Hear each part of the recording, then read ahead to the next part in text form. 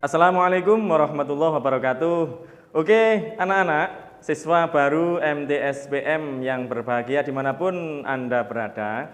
Nah, kali ini Anda akan ketemu dengan salah satu guru matematika kelas 7 di MTSPM Cukir ini. Oleh karena itu, saya akan perkenalkan dulu nama saya. Nanti biar setelah sampean semuanya balik ke sini, ketemu kita di sini belajar bersama. Kalau sudah wabah corona selesai, sampean langsung kenal dengan saya. Oke, tak kenal maka tak sayang maka tak suka dengan pelajaran matematika. Oke, sekarang saya perkenalkan nama saya. Adik-adik, ini nama saya. Nah, Imron Hambali gitu ya, hamba Allah yang baik sekali gitu artinya. Oke adik-adik, nah untuk lebih jelasnya nanti biar sama ndak kebingungan dengan materi yang saya berikan, apabila samian bingung bisa chat saya secara pribadi di nomor ini adik-adik gitu ya, 0812 4960 8805. 24 jam adik-adik akan saya balas langsung dan akan saya tindak lanjuti kebingungan adik-adik, sehingga walaupun secara daring pembelajarannya itu tidak memberatkan wali murid dan muridnya. Oke adik-adik, kita mulai dengan pelajaran yang pertama, yaitu tentang bilangan bulat. Nah, bilangan bulat dari kata-kata bulat. Nah, adik-adik, apa artinya bulat itu? Apel, bola, pentol, dan lain sebagainya. Nah, bulat itu artinya tidak pecah, bukan pecahan. Jadi yang kita bahas kali ini adalah bilangan, bukan bilangan pecahan, tapi ungkul. Nek biasa sampean kalau belajar pecahan itu sulit ya, nggarai muales gitu loh ya, waras-warasen. Nah, sebelum kita masuk ke bilangan bulat ini, sebetulnya materi ini sudah samian pelajari sejak kelas 4 atau 5 SD atau MI dulu. Ini pelajaran ke zaman telek gak enak gitu loh ya. Oke adik-adik, tapi nanti di MTS Mu'alimat ini akan diberikan materi lebih lanjut tentang bilangan bulat. Jadi variasi soalnya itu dibuat sedemikian rupa sehingga tidak sama dengan materi pada saat SD dulu. Bener materinya bilangan bulat tapi tidak sama. Oke. Sekarang kita awali dengan pengertian bilangan bulat. Apa sih bilangan bulat itu?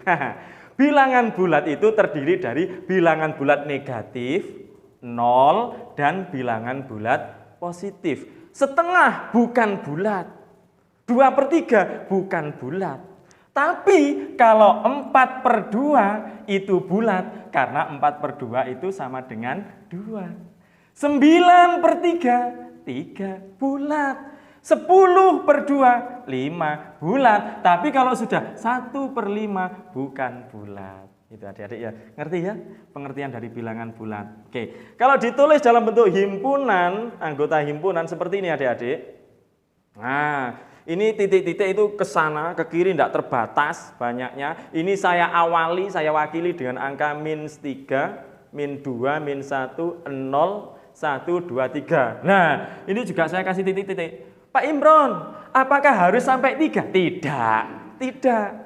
Saman sampai 10 enggak apa-apa. Kalau enggak rasa-racun ya sampai 1 juta ya enggak apa-apa kesananya gitu loh. Terserah. Makanya diwakili dengan titik-titik. Ini tandanya sampai ke sana, ke kanan dan ke kiri, ini tidak ada batasnya.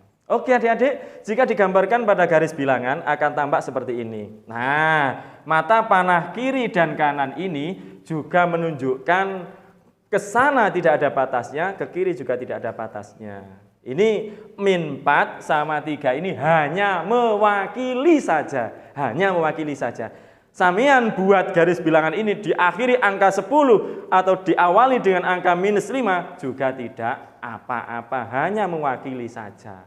Gitu ya. Oke. Sekarang catatan yang perlu diperhatikan adik-adik, saya panggil adik ya, karena saman masih kecil gitu ya. Tapi jangan nyeluk emas gitu ya. Catatan, semakin ke kiri nilainya semakin kecil dan semakin ke kanan nilainya semakin besar. Semakin ke kiri, semakin ke sana nilainya semakin kecil. Semakin ke kanan nilainya semakin besar. Sehingga apabila adik-adik ketemu min 10 dengan 7, nah, kalau 10 dengan 7 pasti besar 10, tapi kalau ada minusnya itu malah lebih kecil. Sehingga min 10 ini lebih kecil daripada 7. Itu adik-adik ya. Kelihatannya bilangannya itu besar, tapi kalau negatif malah sebetulnya lebih kecil itu adik-adik. Itu. Oke. Pak, kalau min 100 dengan 0 Pak, ayo besar mana? Nah, besar mana? Besar 0. Nah, jadi begini, min 100 kurang dari 0. Gitu deh ya. Nah, min 10 dengan 10, ini enggak boleh sama. Walaupun angkanya sama, ini lebih kecil juga. Nah, ketang kok lebih kecil ya Pak, ya mburek gitu ya. Oke, sekarang operasi hitung pada bilangan bulat. Operasi hitung pada bilangan bulat. Adik-adik, operasi hitung itu apa ya? Nah, zaman dulu ada yang mengenal istilah pipolondo. Pipolondo itu operasi hitung.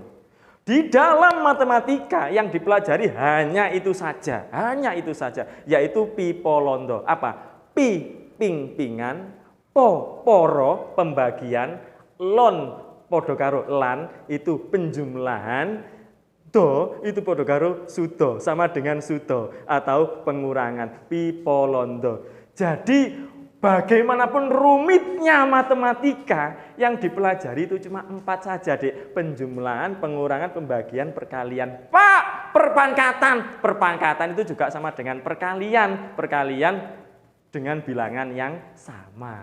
Itu adik-adik. Jadi kembalinya tetap perkalian, penjumlahan, pengurangan, pembagian. Oke. Sekarang kita mulai dari operasi hitung yang pertama, yaitu penjumlahan, adik-adik. Penjumlahan, wis penak ini penjumlahan, dari TK sudah kenal. Nah, tapi jangan diasumsikan, nggih. Nanti setiap ada bilangan 7 ditambah 3 itu hasilnya 10, jangan. Itu kalau bilangan positif. Kalau ada negatifnya, jangan. Oleh karena itu, sama Pak Imron akan dikasih trik untuk mengingat dan cara mengerjakan secara tepat. Nah, biar enggak salah. Apa itu? Kalau bilangan positif dianggap nyaur atau mengembalikan hutang, nyaur itu. Kalau bilangannya negatif dianggap hutang. Positif itu nyaur atau mengembalikan, negatif itu hutang. Wes, itu aja dibuat patokan adik-adik ya. Nah, sekarang contoh. Begini. A, selesaikan. Negatif 7 ditambah 5. Kok bisa sama dengan minus 2? Bagaimana, Pak? Karena apa? Negatif 7 berarti hutang 7. Hutang 7 dikembalikan 5. Hutang 7 dikembalikan 5, berarti masih punya hutang 2. Kalau masih punya hutang, maka dikasih tanda negatif. Ya udah. Oke, sekarang yang B. 10 ditambah negatif 4. Ayo Dik, hutangnya berapa? Hutangnya itu 4, karena ini negatif 4. Kembalikan berapa? 10. Hutang 4 dikembalikan 10, berarti masih sisa 6. Nah, kalau sisa berarti nggak usah dikasih negatif. Nggak punya hutang kok, malah sisa uangnya. Itu. Paham nggak? Oke, C. Negatif 8 ditambah negatif 5. Paling penak ini. Apa? Hutang 8 ditambah hutang 5. Hutangnya 8 tambah hutang 5. Otomatis hutangnya naik menjadi hutang 13. Oke adik-adik. Sengaja di kelas 7 ini adik-adik sudah tidak saya ajari baris bilangan. Karena apa? Terlalu panjang, terlalu lama leren membuat garis bilangan dulu. Apalagi anak aras-arasen gitu loh. Oleh karena itu saya kasih ini aja biar cepat dalam mengerjakannya. Positif dianggap nyaur, negatif dianggap hutang. Oke adik-adik. Sekarang kita lanjut ke operasi hitung yang kedua. Apa? Pengurangan. pengurangan.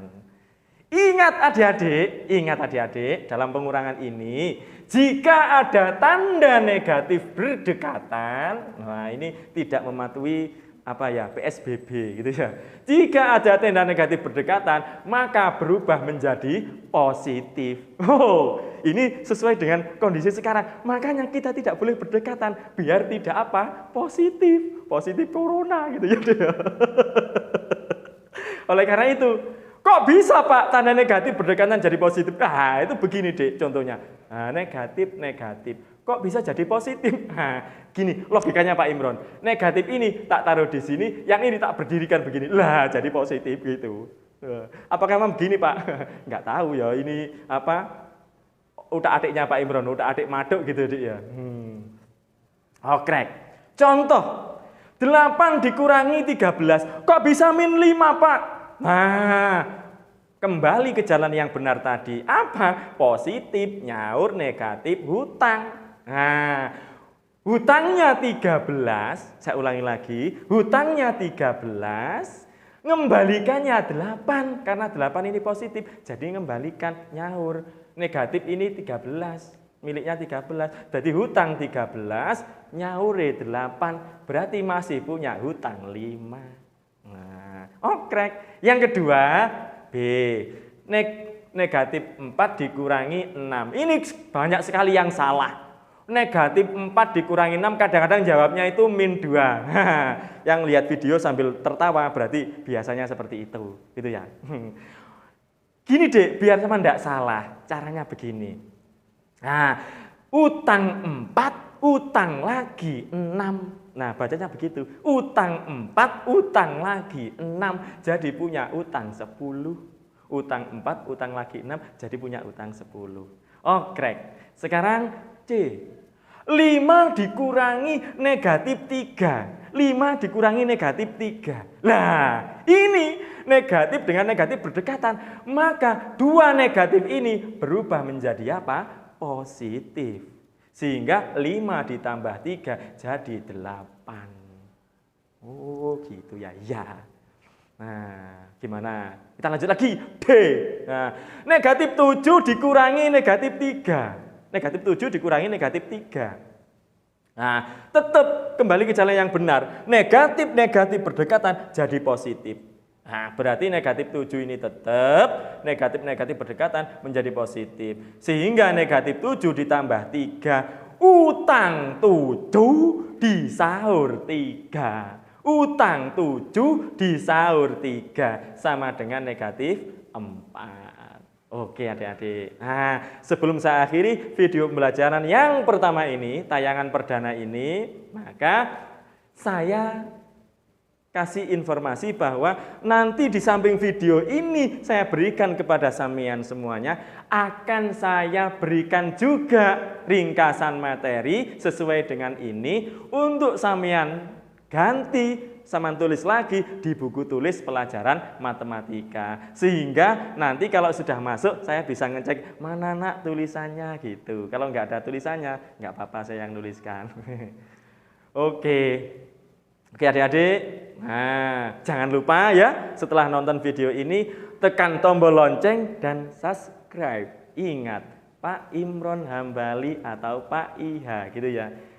Terima kasih. Saya akhiri. Assalamualaikum warahmatullahi wabarakatuh.